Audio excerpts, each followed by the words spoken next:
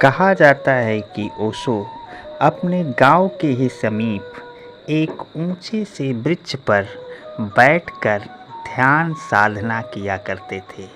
यहाँ उनको अपने मन को शांत करने में, एकाग्र करने में बहुत ही सहायता मिलती थी।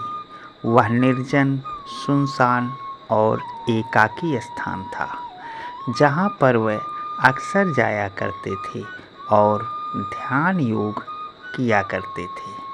वहाँ पर लोगों की आवाजाही भी बहुत कम थी।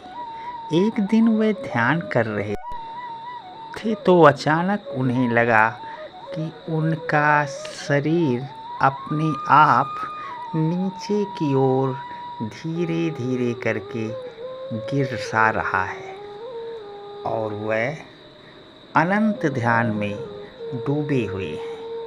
इस अचेतन अवस्था में उनको अपने देह का तनिक भी ख्याल नहीं था और उन्हें लग रहा था कि मानो वह स्वप्न देख रहे हों। ध्यान की मुद्रा भी स्वप्न जैसी ही स्थिति होती है, ये ध्यान करने वाला ही समझ सकता है।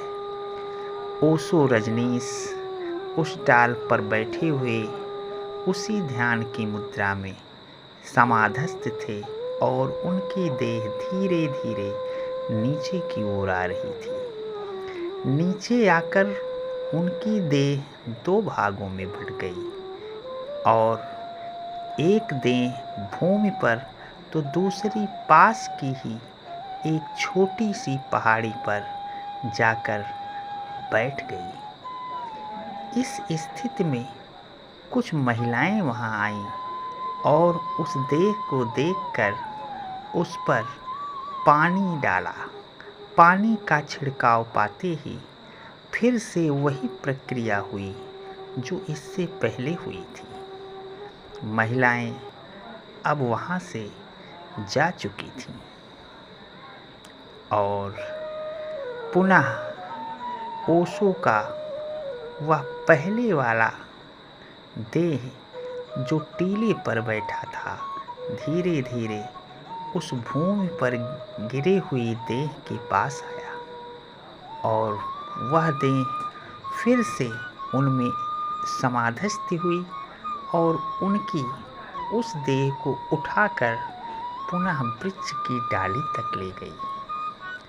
वृक्ष पर बैठे बैठे ओशो समाधस्थ रूप में ये सब देख रहे थे और जब उनकी समाधि की निद्रा टूटी तो उन्होंने इस घटना को बहुत ही अलौकिक माना और ये जाना कि अब मैं अपनी देह के द्वारा एक स्थान से दूसरे स्थान तक भी जा सकता हूँ। बाद में इस विषय को उन्होंने अपनी प्रिय पुस्तक समाधि की ओर तक में लिखा है और उन्होंने यह भी समझाया है कि समाधि के द्वारा, ध्यान के द्वारा मनुष्य कुछ भी कर सकता है।